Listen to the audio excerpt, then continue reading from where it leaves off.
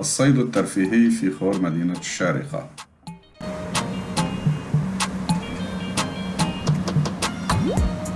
هذا طائر الغاقص قطري وليس سمكة.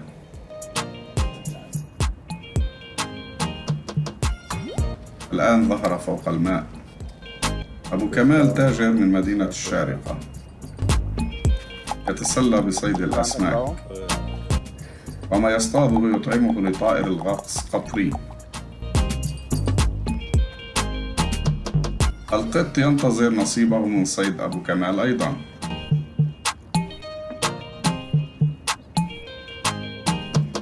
والغاق ينتظر ما تجود به صنارة أبو كمال. الغاق طائر اجتماعي ويعيش في أسراب كبيرة، إلا أن هذا الطائر ترك السرب وجاء منفردا.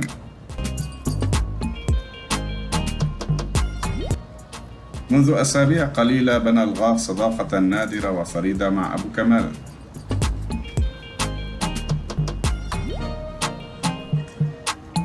بين وقت وآخر الغاق يستعجل أبو كمال، يقول له: اصطاد سمكة، أنا جائع.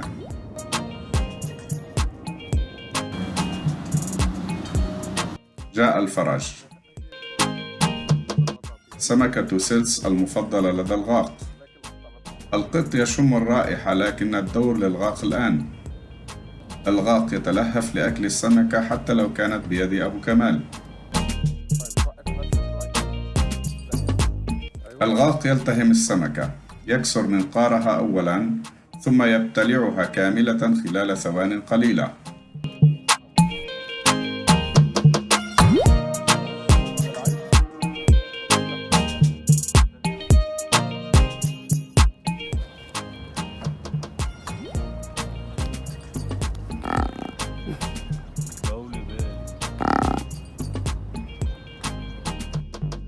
بعد أن أكل السمكة داعب الكاميرا وطالب منها الابتعاد عنه.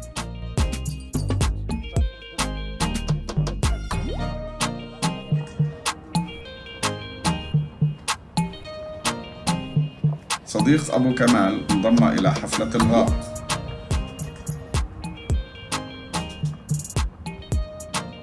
القط شم رائحة السمك وحاول الحصول على حصته.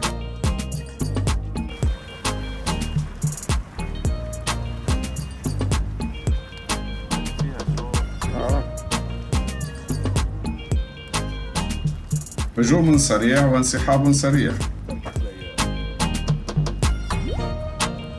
سمكة الضلع غير محبوبة بسبب أشواكها المؤلمة.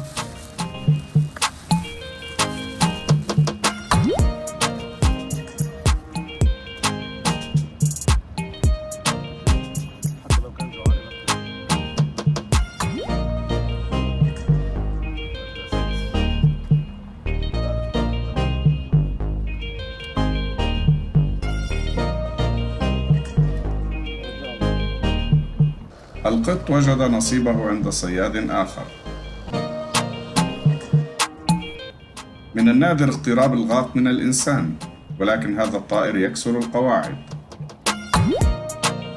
وزاد في الطنبور نغم. أحد الصيادين جاء بهذا العصفور ليزقزق هنا.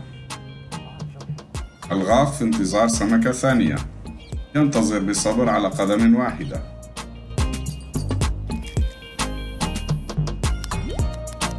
ويضرب الأرض بمخالبه.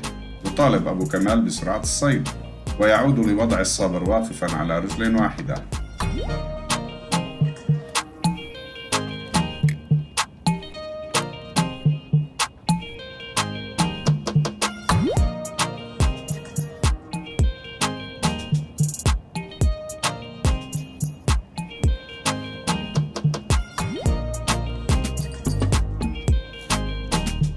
سمكة واحدة لم تكفي القط، فعاد ينتظر المزيد. نفذ صبر الغاق، فرد جناحيه مهددا أبو كمال: إذا لم أرى سمكة سأطير.